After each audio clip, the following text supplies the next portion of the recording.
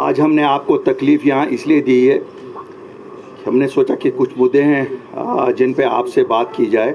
आपको मालूम होगा कि जब 8 मार्च 2020 को इस पार्टी का गठन हुआ, तो जो हमारा मेन एजेंडा था पार्टी गठन करने का, 3 चीज़ें थी उस वक्त। एक कि जो protection of jobs for the residents of Jammu and Kashmir, land should be reserved for the residents of Jammu and Kashmir only. तीसरा था restoration of statehood. These were the main agenda points. बाकी उस वक़्त के हालात के हिसाब से यहाँ सब बंद था, प्रिजनर्स का रिलीज़ था, बाकी सब चीज़ें थी, लेकिन मेन एजेंडा ये थी। अल्हम्दुलिल्लाह अल्लाह ताला के फजल से आउट ऑफ द 3 थिंग्स 2 चीज़ें हमने कामयाबी हमें मिली है अपनी पार्टी को। जॉब्स की प्रोटेक्शन का सिलसिला जहाँ तक था, हमने जॉब्स की प्रोटेक्शन के लिए एक बाज़ाब्ता ऑर्डर गवर्नमेंट ऑफ इंडिया से लाया। ठीक है, उसमें थोड़ा सा डोमिसाइल का जो उन्होंने किया है 15 साल है। अल्लाह के फजल से जिस वक्त सरकार यहाँ बनेगी उस वक्त हम एक तो restoration of permanent residence PRC जो हमारी थी वो भी करेंगे, और दूसरा this tenure would also be increase. लेकिन प्रोटेक्शन तो है कि जम्मू कश्मीर के बच्चे ही जम्मू कश्मीर में जॉब ले सकते हैं, सरकारी जॉब्स। नंबर 2, ज़मीनों का 95% का प्रोटेक्शन है, खाली इंडस्ट्रियल यूज़ के लिए। जो पहले लीज़ पे होती थी अब वो खरीद सकते हैं, लेकिन 95% which is agriculture land can not be bought by non residents other than the state of Jammu and Kashmir और the UT of Jammu and Kashmir, whatever you may call. तीसरा है रेस्टोरेशन ऑफ स्टेटहुड। आज हमारी मीटिंग थी, दोनों खित्तों में मीटिंग थी, जम्मू में भी और यहाँ पर भी, और सभी हमारे ओहदेदारान मीटिंग में थे।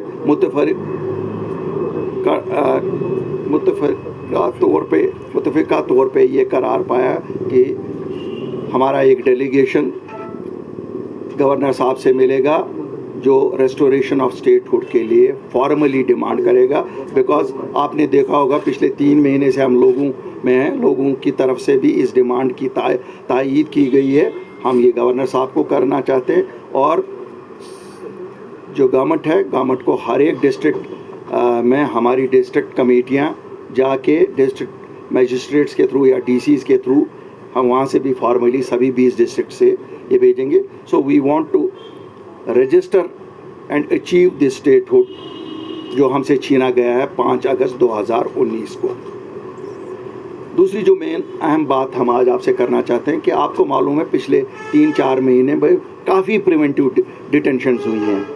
पहले कहा गया कि साहब टूरिज़म का सीज़न है तो हम चाहते हैं कि लॉ एंड ऑर्डर यहाँ ठीक रहे। फिर कहा गया कि यहाँ साहब अमरनाथ यात्रा है, उस पर बड़ी हाइप दी गई। अल्हम्दुलिल्लाह अल्लाह ताला का शुक्र है, मैं अपने लोगों को मुबारकबादी देता हूँ। ये जम्मू कश्मीर की लोगों की वजह से कामयाब हुई है यात्रा या टूरिज़म सीज़न।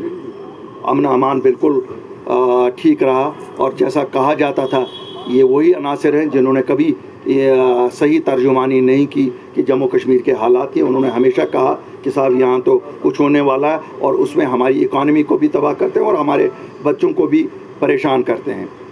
तो काफ़ी सारे बच्चे प्रिवेंटिव डिटेंशन में बंद हैं। हम आज मांग करते हैं LG साहब और जो ये इंतज़ामिया यहाँ की है कि उन बच्चों को छोड़ा जाए। किसी का बाप 94 में उस थॉट के साथ था जिस थॉट को आज गुनाह माना जाता है। मुझे ये मालूम नहीं उस वक़्त भी गवर्नमेंट ऑफ इंडिया थी, बच्चा पैदा हुआ 2002 में, आज उसको गिरफ़्तार किया जाता है। तुम्हारा बाप 94 में था, यार ये तो शादी भी नहीं बाप की हुई थी, उसके बाद शादी हुई, 2002 में वो पैदा हुआ। अब इस बच्चे को सिलेक्शन हो गई, फेयर प्रोसेस से एक सिलेक्शन हो गई, अब उसको नौकरी भी नहीं दे रहे हैं, उसको कह रहे हैं कि साहब क्लियरेंस में कहते हैं साल, और साल भर वो कहाँ जाएगा, किसके पास जाएगा, कोई क्लियरेंस नहीं देता है। तो आज हम ये भी मांग करते हैं this draconian system should and. क्या रिश्तेदार, कोई किसी का रिश्तेदार कहीं मिलिटेंट रहा है उसको भी बंद कर रहे हैं,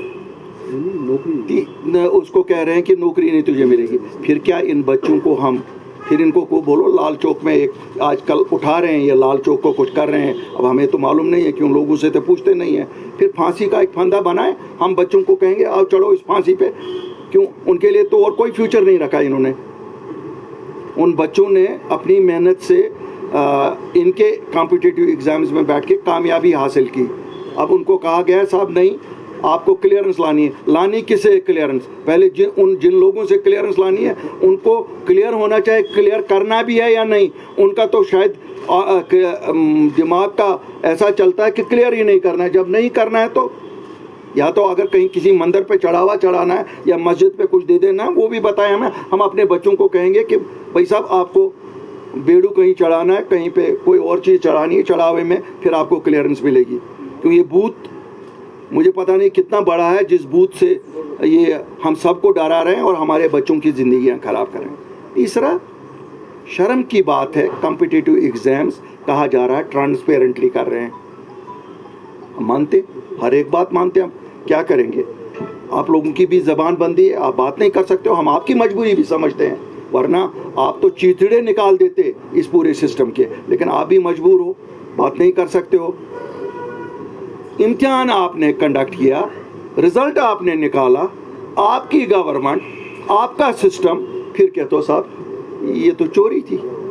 3 साल लगे इस बच्चे को, इसने इम्तिहान दिया, इसने पढ़ा, इसने इम्तिहान पास किया, 1 साल के बाद आपने रिजल्ट निकाला। रिजल्ट निकलने के बाद शायद आपको अपने मनपसंद की परसेंटेज नहीं इसमें आई, फिर आप कहते हो अब ये भी कैंसिल, फिर दूसरा भी कैंसिल, फिर तीसरा भी कैंसिल।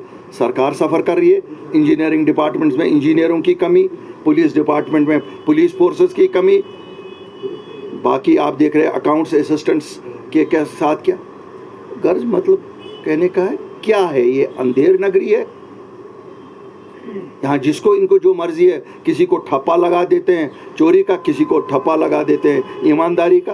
अब हम इनको चोर कहें कि ईमानदार करें कहें, ये मुझे पता नहीं है। आप लोग तो फैसला ना कर पाएंगे, क्यों? जो 4th पिलर ऑफ डेमोक्रेसी था वो तो पहले ही बैठ चुका है, आप लोग तो बिल्कुल बैठ चुके हो। क्यों? आपकी मजबूरी है, आपकी मजबूरियों में आप कुछ नहीं कह सकोगे, लेकिन हम तो कहेंगे क्यों? हम तो पब्लिक रिप्रेजेंटेटिव हैं, हमें तो लोगों के लिए निकले हैं घरों से।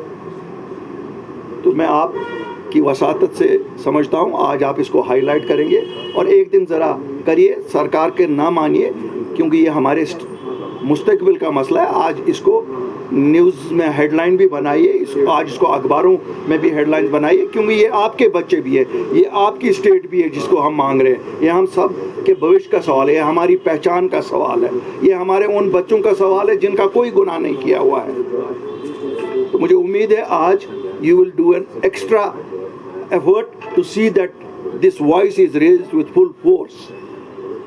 Thank you.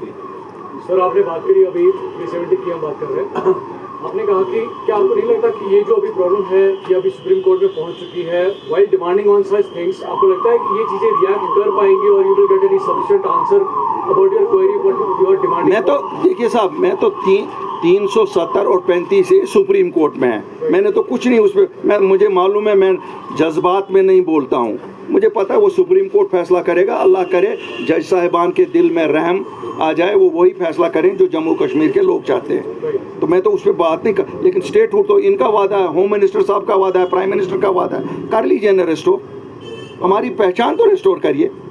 2 टुकड़े तो आपने किए, उसको तो हम कुछ नहीं अभी कहते हैं, वो तो सुप्रीम कोर्ट डिसाइड करेगा क्या होगा क्या नहीं होगा, लेकिन ये तो हमारी जायज़ मांग। अगर हम चुप बैठते फिर तो ये जॉब्स की रिजर्वेशन भी नहीं, 370-35 के बाद तो हर everybody was allowed to apply for jobs. लेकिन जब हम लोग निकले, मेहनत की ना, उसी के लिए निकले ना, इसीलिए तो हम पब्लिक रिप्रेजेंटेटिव है। अगर अपनी पार्टी की पहचान आज है, अगर अपनी पार्टी को आज मानता जानता कोई है, वो इसीलिए है ना, क्यों ना हमने 370 का बोझ वहीं रख के फिलहाल नौकरियों को तो बचाया, ज़मीनों को तो बचाया। तो अब स्टेटहुड तीसरा रहता है मेरा एजेंडा, मैं कहता हूँ वो भी लाऊंगा।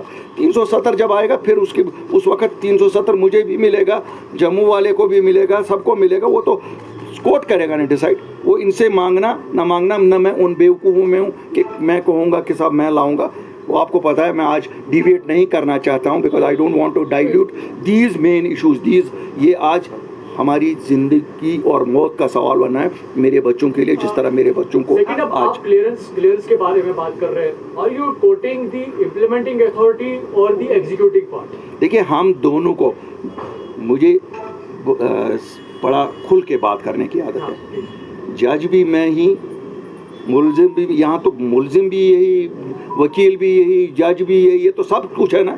यहाँ किसको पता है? मुद्दी भी यही, यहाँ किसी को पता नहीं कौन एग्जीक्यूट करता है, कौन ऑर्डर करता है, कौन रोकता है। Do you know, is there any transparency? Bukhari साहब, मेरा नाम इमरान नाइक है, कश्मीरी न्यूज़ से हूँ। रिसेंटली जो नॉन लोकल वोटर्स को राइट्स देने का जो इशू बना था, हालांकि इमरान साहब, मैं एक बताऊंगा, एंड ऑफ सितंबर ये कंप्लीट हो रही है।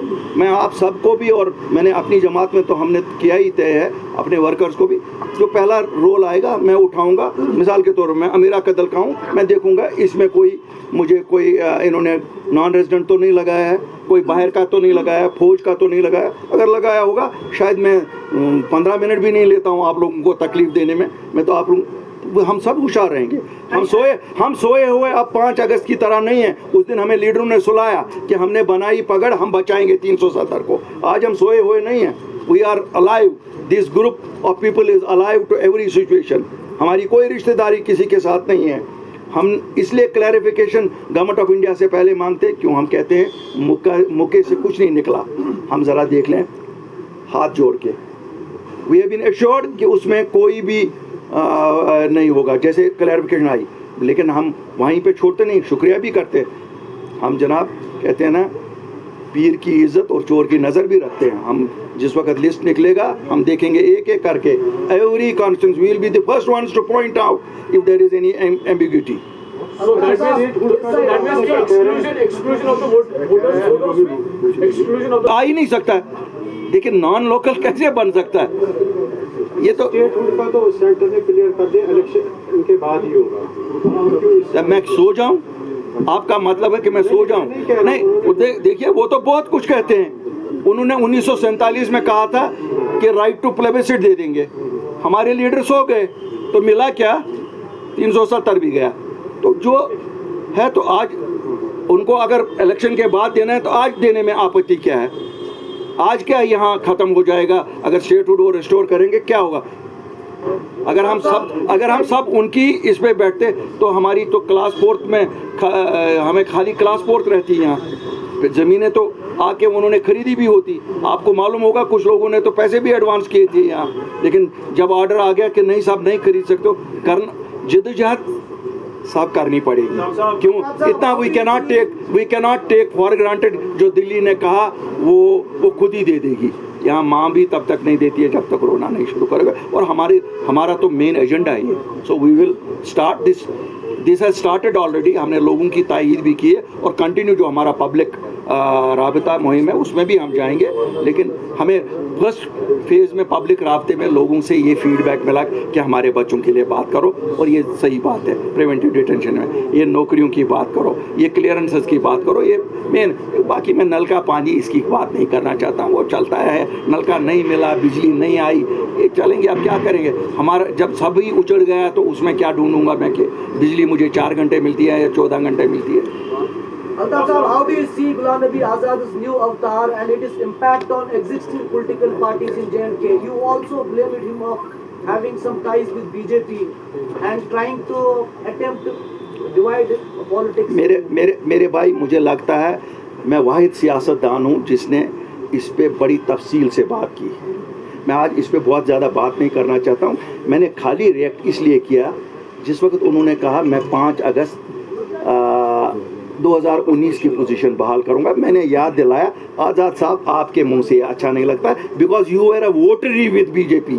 आपने तकरीर बेशक की उस वक्त, बड़ी जज्बाती की, शायद कपड़े के 1-2 बटन भी मत फाड़े होंगे, गालियाँ जितनी अलाउड हुई होंगी उतनी की निकाली होंगी उसने, लेकिन वोट दिया बीजेपी के साथ। मुझे नहीं लगता 90% आप में से लोगों को भी परसों तक ये पता थी कि वोट उन्होंने बीजेपी के साथ एब्रोगेशन के हक में दिया। बाकी मैं और कुछ नहीं इस पे आज I don't want to divert attention from the main topics of today's press conference, which are more important than Mr. Azad.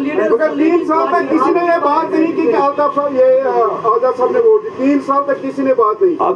अब अगर अल्ताफ बुखारी ने सच बोला तो आप बताओ ना, जो अल्ताफ बुखारी झूठ बोला। अगर सच बोलना गुनाह है, ये गुनाह मैंने किया। आज एक प्ली डाली थी कश्मीरी पंडित एनजीओ एक है, उन्होंने प्ली डाली थी, वो प्ली हटाने के लिए कहा गया, जिसमें उन्होंने मांग की थी कि जो 90s में यहाँ पे उसका प्रूव किया जाए, थोड़ा बहुत इस पे बताइए। वो रिजेक्ट होगी। वो रिजेक्ट होगी ना, वो रिजेक्ट होगी। देखिए ये बात तो आया है कि सुप्रीम कोर्ट ने जब आया की तो मैं रिजेक्ट की तो मैं क्या इस पे बोलूँगा। अल्ताफ साहब, ना आप इम्पोर्टेंट है ना गुलाम नबी आज़ाद इम्पोर्टेंट है।